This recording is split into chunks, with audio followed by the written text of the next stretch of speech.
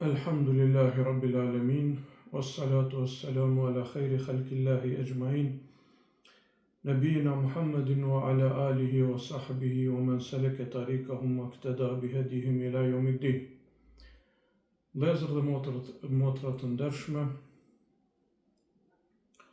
për sot e zgjodha që të flas para juve për dy nipat e Muhamedit sallallahu alaihi wasallam, Hasenin dhe Husejnin radiallahu anhuma, të cilët janë, siç ka thonë pejgamberi alayhis salam, zotërit e të rinjve të xhenetit, pra banorët e ri të xhenetit. Haseni dhe Husejni radiallahu anhuma janë zotërit e tyre. Ata janë dy djemt e Ali ibn Abi Talibit radiallahu anhu dhe Fatimes, vajzës së pejgamberit alayhis salam radiallahu anha.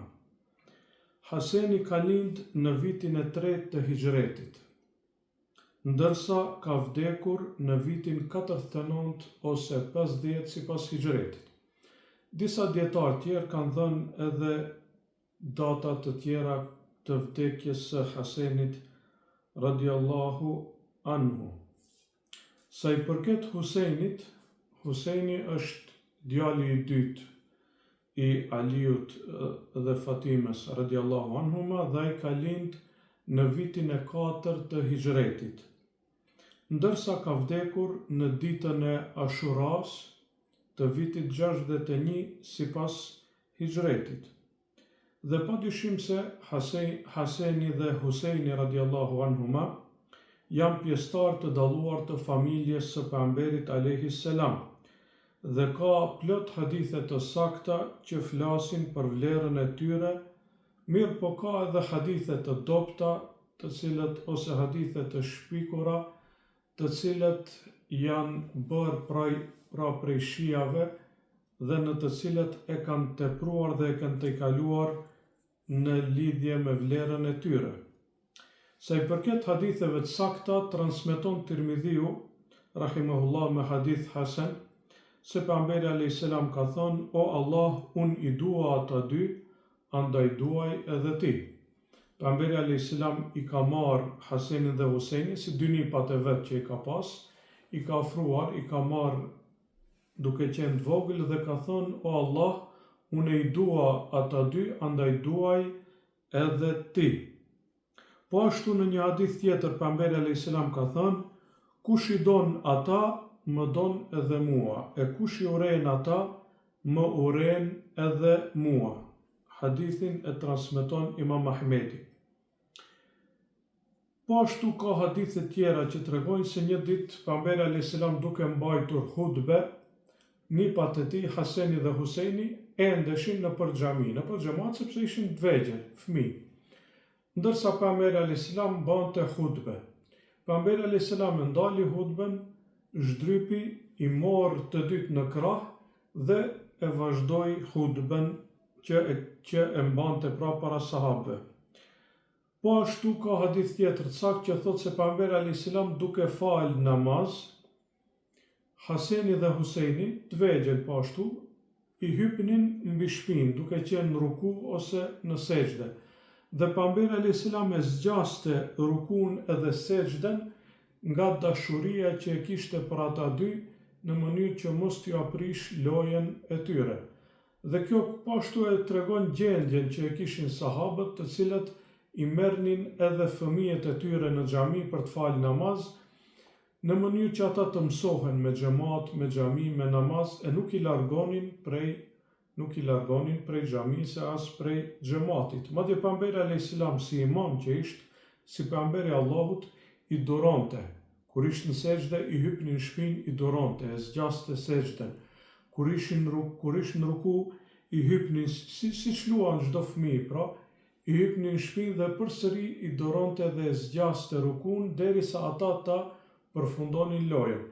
Krejt kjo për të treguar se pejgamberi alayhis salam ka pas dashuri të madhe për dy nipat e vet, dy djemtë e Aliut dhe Fatimes radiallahu anhuma, padyshim. dhe ata janë prej zotrive të Ehli Bejtit apo të familjes pejgamberit alayhis salam. Dhe çdo besimtar i sinqert i don ata dhe thot radiallahu anhuma, Allahu qoftë i kënaqur me ata dy dhe ka dashuri për ata. Dhe për gjithë familjarët e pejgamberit alayhis salam. Sa i përket mos pajtimeve që ka ndodhur mes sahabëve mes veti, pra edhe kur ka ndodhur mos pajtimet nuk kanë qenë kundër familjes pejgamberit alayhis salam, po kanë pas pra mos pajtime rreth mënyrës së administrimit të shtetit, rreth mënyrës së politikës së shtetit. Për shembull, Muavija dhe Aliu radiallahu anhu e kanë dashur njëri tjetrin. Mirë po Muaviu ka qenë familjar me Uthmanin, ndërsa Uthmani është vrarë padrejtësisht, me zullum. Muavija nuk e ka kontestuar khilafetin dhe udhëheqësinë dhe vlerën e Aliut radiallahu anhu.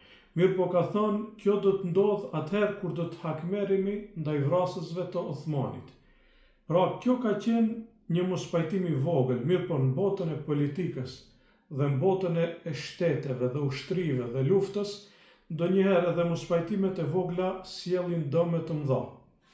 Besimi i Ehlusunetit në këtë drejtim është se i duam edhe sahabët e pejgamberit alayhis salam, edhe familjarët e pejgamberit alayhis salam dhe për gjithë themi Allahu qoftë i kënaqur me ata. Dhe asesi nuk kemi urrejtje as për sahabët as për familjarët. Nëse ka ndodhur ndonjë mosmarrveshje në çështjet politike dhe udhëheqësisë shtetërore, ata që kanë gabuar, Allahu i jep dy shpërblime. Një shpërblim, ata që e kanë pas sakt, Allahu ju jep dy shpërblime dhe në përgjithësi Khalifi i katërt është Aliu radiallahu anhu dhe ai ka pas drejt dhe ai ka pas dy shpërblime për Allahut subhanahu wa taala.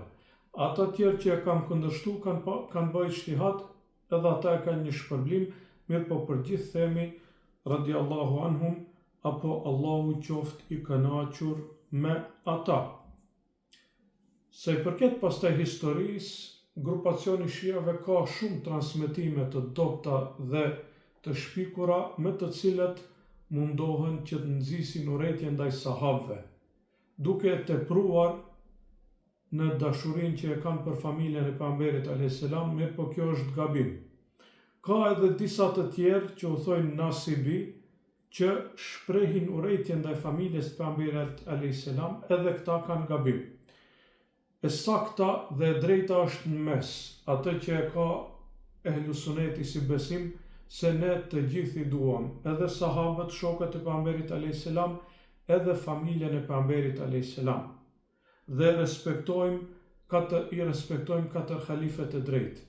Dhe më meritori për khilafet ka qenë Ebu Bekri radiallahu anhu, sepse ai ka qenë sahabi më i dalluar, më afër Muhamedit alayhis salam, shoku i tij në shpellë, ai të cilin pejgamberi alayhis salam e ka zgjedhur që të jetë imam i xhamatit kur është smur para se me vdek. I dyti është Omeri radiallahu anhu, i treti është Uthmani radiallahu anhu dhe i katërti është Aliu radiallahu anhu. Ky është besimi jon dhe besimi e Ehlusunetit, i cili përputhet me ajetet kuranore, me hadithet e sakta profetike dhe me atë në të cilën janë sahabët, shokët e pejgamberit alayhis salam, të cilët nuk ka mundësi që të tubohen në gabim. Dhe me këtë, insha Allahu Teala, do të dalim edhe para Allahut subhanahu wa taala. Kjo është akidja jonë të cilën e besojmë dhe të cilën do ta besojë çdo musliman. Me kaq po e përfundojmë. Wassalamu alaikum wa rahmatullahi wa barakatuh.